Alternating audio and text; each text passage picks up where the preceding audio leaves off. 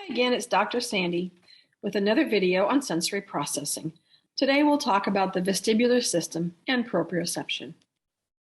As a review, we have 8 senses: touch, hearing, seeing, smelling, tasting, vestibular, proprioceptive, and interoceptive. The vestibular system is responsible for maintaining the normal position of our eyes and head as we move through space. The vestibular apparatus is a sense organ and is located within our inner ear. It detects the movement of the head and relays this information to the brain so that our brain can send the right signals to our body and eyes to adjust accordingly. The vestibular system is responsible for our sense of balance, maintaining our head and body posture, determining the direction and speed of movement, and sensing our body's movement through space. It has a close tie to the inner ear because that's where the vestibular apparatus is located. Like I said, it's located in the inner ear. It responds to movement and gravity. This enables the development of balance, equilibrium, postural control, muscle tone, maintaining a stable visual field while moving, and bilateral coordination, which means coordination of both sides of our body. The vestibular sense is very crucial to a child's development. It helps them achieve in their occupations of work, rest, and play. Difficulties with the vestibular system can influence attention, organization of behavior, communication, and modulation of their arousal level. A child with vestibular hypersensitivity or overresponsivity might be the child who avoids swings, ladders, toy cars, and slides, for example. These are the students that might have a fear of heights, even a small threshold or a stair. These children might be insecure about being turned upside down or moving backwards. They may lose balance and appear clumsy. These students are going to have difficulty with activities that require that they have good balance and postural control. They will avoid spinning, and they may show that they're fearful if their feet leave the floor. On the other hand, students who have vestibular hyposensitivity or underresponsivity are the students who you can see might be able to spin for a super long period of time. They can swing intensely for a prolonged amount of time and love it. These are the students who enjoy roller coasters and other thrill-seeking activities. They might rock in place when they're sitting. They might enjoy being tossed in the air or any position where their feet are suspended. They might enjoy the objects or toys that move in linear or circular movements like cars, bicycles, scooters, for example. They enjoy rocking or nodding their head back and forth as well.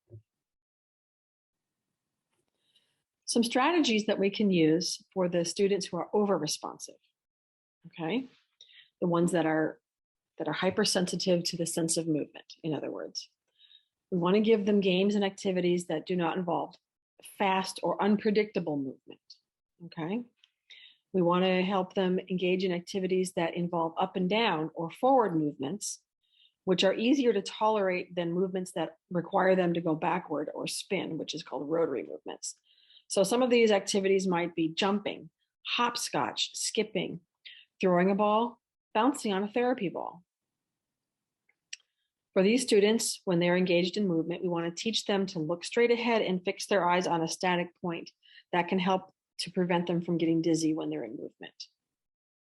Also, after they have been engaged in a movement activity, we want to help them learn to seek out a deep pressure activity to reduce any nausea or dizziness. This might be head compressions, pushing on the wall, pushing their hands together, for example.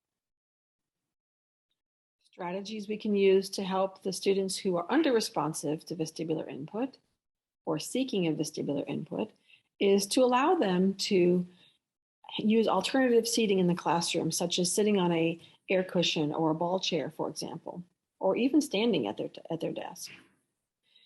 Providing TheraBand, or the elastic band that goes around the front legs of the chair so they can kind of use it as a foot fidget for some movement. Offer and provide frequent movement breaks, hand pushes, hand pulls, chair push-ups.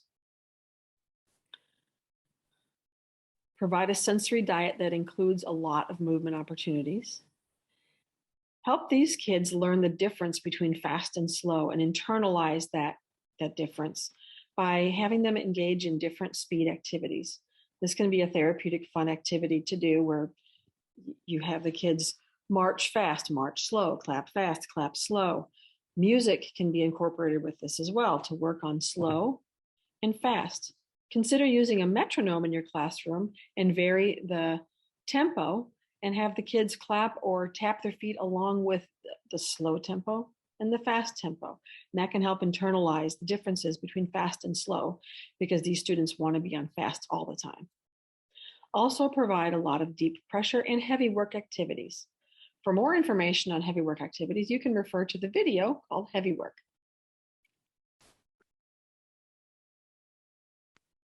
Okay, so let's move on to the sense of proprioception. Okay, so you might ask, what is proprioception? All right, so this is the body's ability to sense movement, action, and location. It's present in every muscle movement you have, and without it, you wouldn't be able to move without thinking about each and every step. Proprioception is what allows you to walk without consciously thinking about where to place your foot next. Let's pretend you're brushing your hair. If you didn't have a good sense of proprioception, you might not know where your arm is in space. And as a result, you might reach up and either miss your hair or hit yourself in the face with the hairbrush. Without a good sense of proprioception, you might not be able to hold an egg without breaking it because you don't have the ability to regulate how much force you use, okay? If you're playing a sport and you do not have a very functioning sense of proprioception, you might underreach or overreach for a ball when you're trying to catch a ball, like in baseball. You would miss with the bat when you're trying to bat it. You might under or overreach with your foot when you're trying to kick a soccer ball, okay? Or you might underreach when you're trying to climb a step, and you might underreach or overreach the stair, okay? Students with proprioceptive difficulties have a difficult time with writing or drawing because they might break their pencil all the time because they don't know how hard they're pushing. Okay, so these are some things that we can do to help the students who seem to have proprioceptive difficulties. Activities that require weight bearing include things like planks, crawling around on the floor, laying on their belly with resting on their elbows while doing homework, for example. That's called prone prop position. Activities that require resistance, playing tug of war, pushing, pulling, pushing a cart full of groceries at the grocery store, or pushing the book cart or the breakfast cart. Heavy lifting. I'm not talking about powerlifting like a weightlifter. I'm talking about moving, books from one part of the room to the other, helping stack canned goods, gallons of milk, for example. Anything that gets the heart moving, cardiovascular activities, running, jumping, skipping, hopscotch, jumping on the trampoline.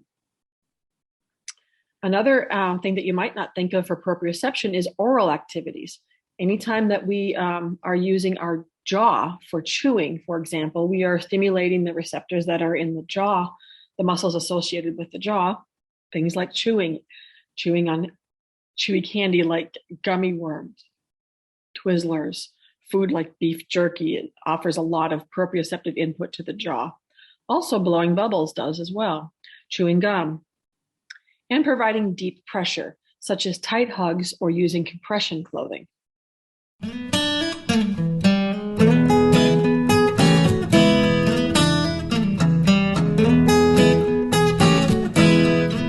Thanks for watching, everybody.